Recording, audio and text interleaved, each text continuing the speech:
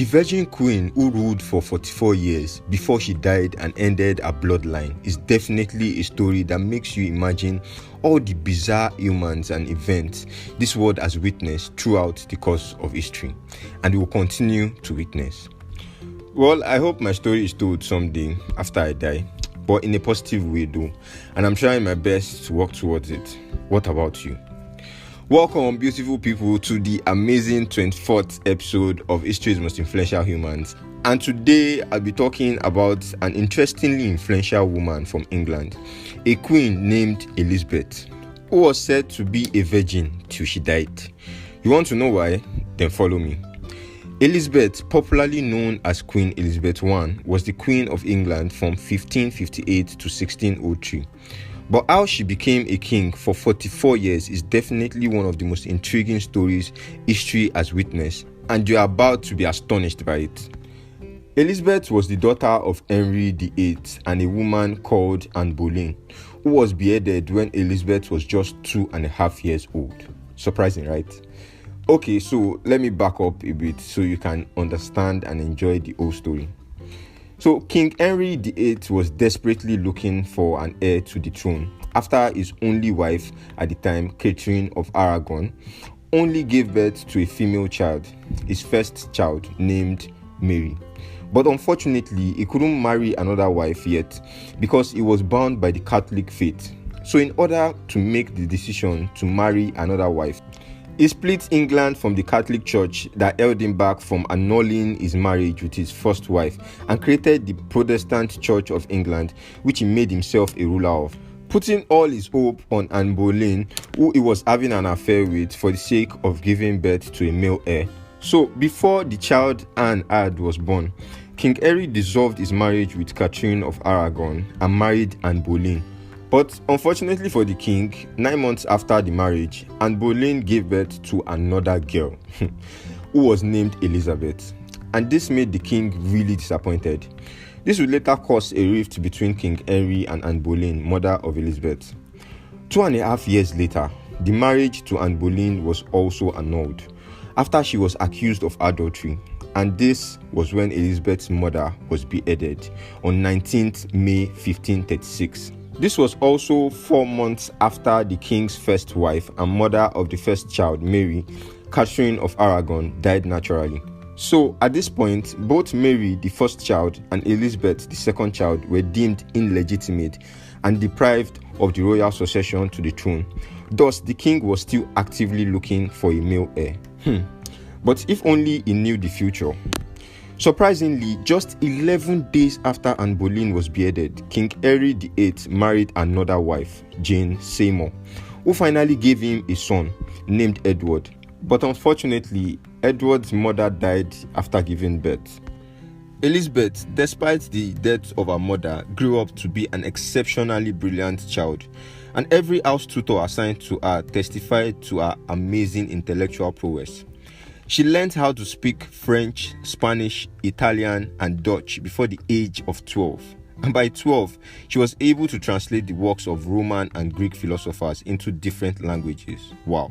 By the time she was done with her formal education in 1550, it was obvious that she was one of the most educated ladies of her time, and this really impressed her father.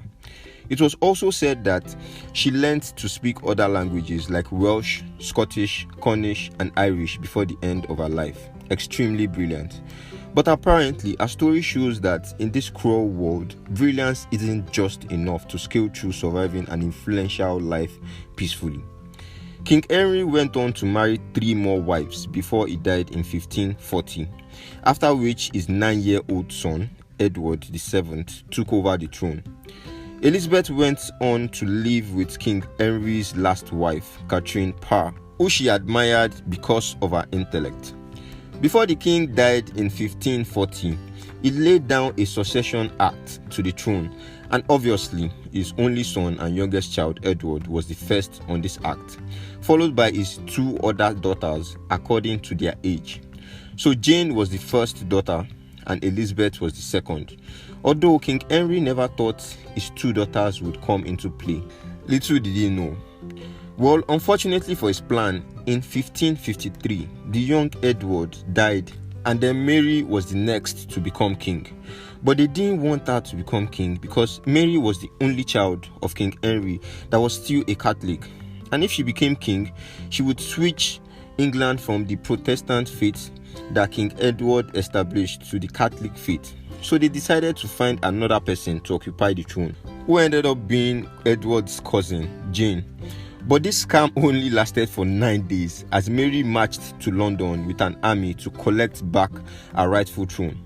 And unfortunately for Jane, when an army wanted to fight back Mary, she was beheaded at the young age of 16. Pitiful.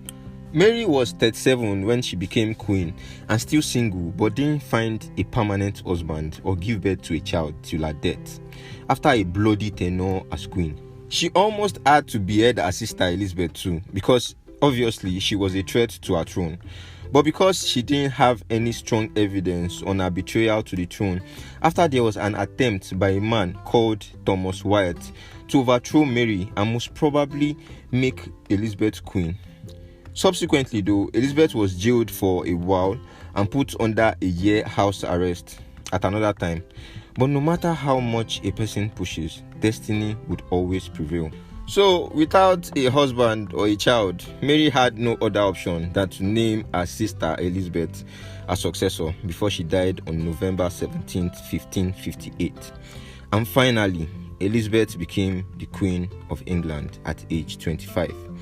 She ruled for 44 years without a husband nor a child too. And when she was questioned about her marital status, which at the time was disturbing because of various royal suitors' intended alliance with a marriage, she always answered that she was married to England. So this is the reason why her bloodline ended after her death.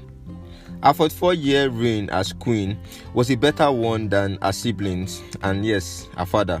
Although it is impossible to rule for 44 whole years without any issues or controversies, it is generally said that she had more achievements and supporters than flops and enemies, and she probably would have reigned longer if not for her sad, most probably lonely and depressing death, as she was said to have sadly lost so many people close to her before she died on March 24th, 1603, aged 69. There's so much to learn about today's influential human. So I hope you learned a lot from this episode, or at least you enjoyed our story. Well, that's it on episode 24 of HMIH, guys. Let's make it a date again next time, next 2 weeks. I'm still your humble host, Damilari Mapa. And I bid you farewell. Peace.